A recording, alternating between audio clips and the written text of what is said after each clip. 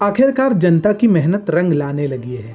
अंततः supreme court ने अभिनेता सुशांत सिंह राजपूत के संदेहास्पद मृत्यु की जांच आधिकारिक तौर पर सीबीआई को सौंपने का निर्णय लिया है। साथ ही सुप्रीम कोर्ट ने मुंबई पुलिस के स्वभाव पर निशाना साधते हुए कहा कि जिस प्रकार से उन्होंने इस मामले को सुलझाने में लापरवाही दिखाई, उसे रोका जा सकता था। न्यायमूर्ति ऋषिकेश रॉय की एकल पीठ की अध्यक्षता में दिए गए निर्णय में सुप्रीम कोर्ट ने लिखा, सुशांत सिंह राजपूत एक प्रतिभावान एक्टर थे और उनकी पूरी काबिलियत का पता चलने से पहले ही उनकी मृत्यु हो गई। लोग इस केस की जांच के परिणाम का इंतजार कर रहे हैं, इसलिए कयासों को रोकना होगा। इसलिए इस मामले में निष्पक्ष, पर्याप्त और तटस्थ जांच समय की मांग है। अपने निर्णय में न्यायमूर्ति ऋषिकेश रॉय ने बिहार सरकार की दलीलों को उचित ठहराते हुए कहा कि बिहार सरकार इस मामले को जांच के लिए सीबीआई को हस्तांतरित करने में सक्षम थी।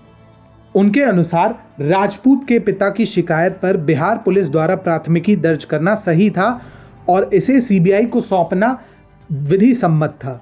मुंबई पुलिस द्वारा केस से जुड़े सभी दस्तावेज समेत अन्य महत्वपूर्ण दस्तावेज सीबीआई को सौंपे जाएंगे।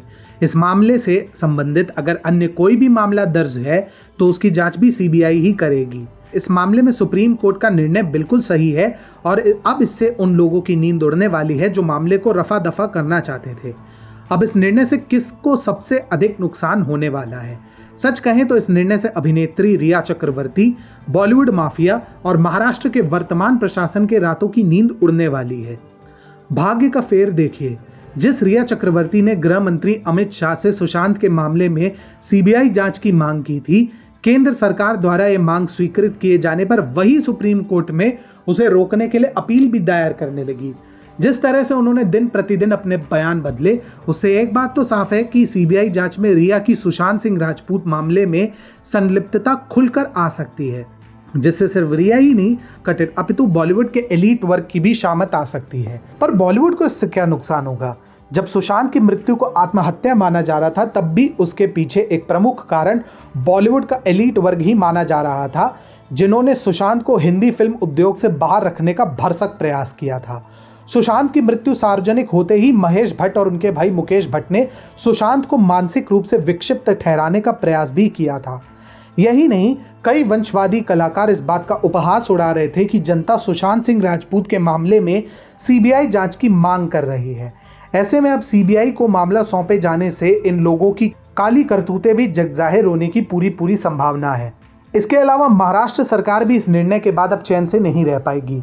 सुप्रीम कोर्ट में अपनी दलील देते समय बिहार सरकार ने आरोप लगाया कि जब सुशांत के पूर्व मैनेजर दिशा सालियान मामले में वे प्राथमिक जांच के लिए मुंबई गए तो प्रारंभ में मुंबई पुलिस ने उनका सहयोग किया, लेकिन एक व्यक्ति के फोन पर बातचीत के बाद मुंबई पुलिस ने किसी भी प्रकार का सहयोग करने से मना कर दिया। और तो और ये भी दावा किया गया कि दिशा के पोस्टमार्टम से जुड़ा फोल्डर ही डिलीट हो चुका है। रही सही कसर महाराष्ट्र सरकार ने स्वयं पूरी कर दी। जब बिहार पुलिस के एसपी विनय तिवारी अपने अफसरों के साथ हुई बदसलूकी पर संज्ञान लेते हुए मुंबई आए तो उन्हें जबरदस्ती बीएमसी द्वारा होम क्वारंटाइन में डाल दिया गया। इसके अलावा प्रशासन की भूमिका पर सवाल उठने पर जिस तरह शिवसेना सांसद संजय राउत ने सुशांत सिंह राजपूत और उनके परिवार के चरित्र का हनन करने का प्रयास किया, उससे इतना तो स्पष्ट हो गया कि बिहार पुलिस पूरी तरह गलत नहीं है। अब सुशांत सिंह राजपूत की मृत्यु का मामला सीबीआई को सौंपे जाने से दो बातें स्पष्ट होंगी। एक तो ये कि सुशांत सिंह राजपूत की मृत्यु आत्महत्या थी या हत्या, और दूसरा ये कि बॉलीवुड माफिया और महाराष्ट्र के वर्तमान प्रशासन की इस अपराध में क्या भूमिका रही है। जो भी हो, इस समय इन लोगों की हालत कुछ ऐसी है। साला ये दुख का खत्म नहीं होता बे।